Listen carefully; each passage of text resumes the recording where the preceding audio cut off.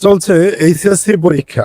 পরীক্ষা শেষে 2 থেকে 3 মাস কোনো ক্লাস নেই, কোনো পরীক্ষা নেই, কোনো রুটিন নেই। এই সময়টা অনেকের কাছে মনে হয় ফ্রি টাইম, কিন্তু সত্যি কথা বলি, এই 3 মাসই ঠিক করে দেয় আপনি সামনের 5 বছর কোন দিকে হাঁটবেন। আজকে বলবো এই সময়টা ঠিক কি করা উচিত আর কেন। আমি ইমরান বিন আব্দুর রশিদ, দি কর্পোরেট গাইস চ্যানেল থেকে আজ থেকে শুরু করছি একটা নতুন সিরিজ। যাদের এইচএসসি চলছে তারা পরীক্ষা শেষে কি করবেন সেটার জন্য স্টেপ বাই স্টেপ গাইডলাইন। আজকের পর্বের কথা বলবো একদম প্রথম ধাপ নিয়ে, রেজাল্টের আগের এই সময়টা কি করবেন। পরের পর্বগুলোতে বলবো কোন স্টুডেন্ট কোন সাবজেক্ট বা কোন ফিল্ডে যাবে, কিভাবে ডিসিশন নেবেন।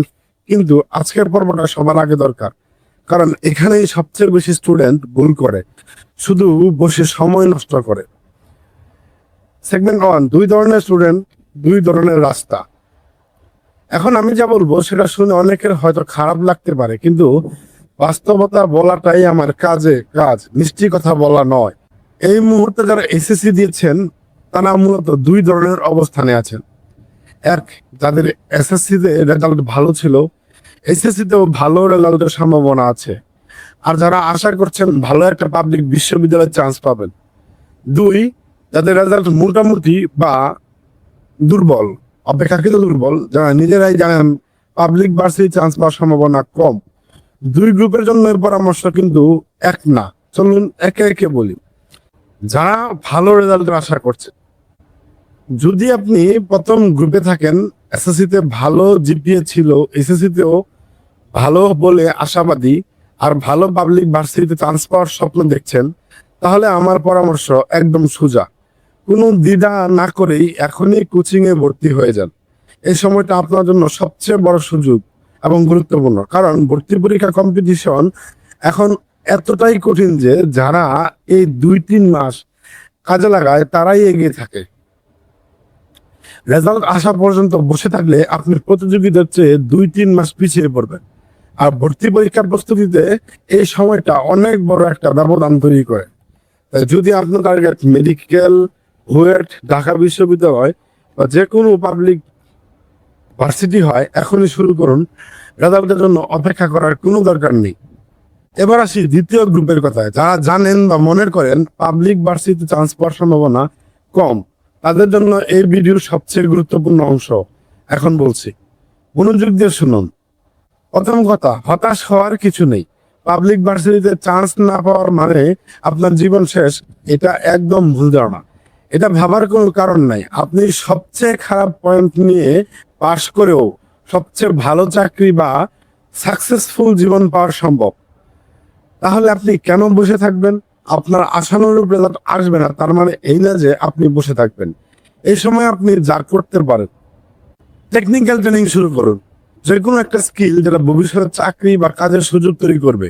কম্পিউটার স্কিল, কোনো ট্রেড স্কিল যা আপনার এলাকায় সহজলভ্য, অথবা বর্তমানে খুব জনপ্রিয় আউটসোর্সিং ফ্রিল্যান্সিং স্কিল। এছাড়াও ভাষা শেখা শুরু করুন। ইংরাজি বা অন্যান্য দেশের ভাষা শিখতে পারেন। এটা ভবিষ্যৎ যে কোনো কেরিয়ারের পথে কাজে আসবে, দেশে হোক বিদেশে। আর সবচেয়ে গুরুত্বপূর্ণ কথা, পড়াশোনা কোনোভাবেই বন্ধ করা যাবে না। আপনার রেজাল্ট যেমনই আসুক, ডিগ্রি সম্পন্ন করার চেষ্টা চালিয়ে যেতেই হবে। এমনকি যদি এলাকার সবচেয়ে দুর্বল কলেজেও ভর্তি হতে হয়, তাও জানো। যদি সেটাও সম্ভব না হয়, উন্মুক্ত বিশ্ববিদ্যালয় থেকে হলেও পড়াশোনা চালিয়ে যান। যদি আপনার রেজাল্ট খুব খারাপ হয়, তবুও তো পড়াশোনা চালিয়ে যান। রেজাল্ট খারাপ হলে দরকার হলে 5 বার পরীক্ষা দিন, কিন্তু পড়াশোনা ছেড়ে দেবেন না। কেন এটা একটা গুরুত্বপূর্ণ? কারণ একটা ডিগ্রি শুধু সার্টিফিকেট না, এটা প্রমাণ করে আপনি একটা লক্ষ্যে লেগে থাকতে পারেন, শেষ পর্যন্ত চালিয়ে যেতে পারেন। ভবিষ্যতে যে কোনো চাকরি বা ব্যবসায় এই একটা গুণই আপনাকে অন্যদের থেকে আলাদা করবে। তো সংক্ষেপে বলি, যদি ভালো রেজাল্ট আর পাবলিক ভার্সিটির স্বপ্ন থাকে, এখনই কোচিং এ ভর্তি হয়ে যান, সময় নষ্ট করবেন না। আর যদি মনে হয় রেজাল্ট আশানুরূপ নাও হতে পারে, তাহলে টেকনিক্যাল স্কিল, ভাষা শেখা শুরু করুন। আর সবচেয়ে বড় কথা, পড়াশোনা চালিয়ে যান, যেভাবেই হোক। পরের পর্বে আমরা কথা বলবো কোন ধরনের স্টুডেন্ট কোন ধরনের সাবজেক্ট বা ফিল্ডে যাওয়া উচিত, কিভাবে নিজের জন্য সঠিক পথ বেছে নেবেন। আর আগামী পর্বে হবে কোন কোন টেকনিক্যাল স্কিল করলে অপেক্ষাকৃত দুর্বল স্টুডেন্টরা সবচেয়ে বেশি এগিয়ে যাবে, কিভাবে দুর্বল স্টুডেন্ট থেকে সবচেয়ে সাকসেসফুল জীবনের সিদ্ধান্ত নিতে হবে। সুতরাং এই সিরিজ মিস না করতে চাইলে পেজটি এখনই ফলো দিয়ে রাখুন এবং চ্যানেলটা এখনই সাবস্ক্রাইব করে রাখুন আর নোটিফিকেশন অন করে দিন।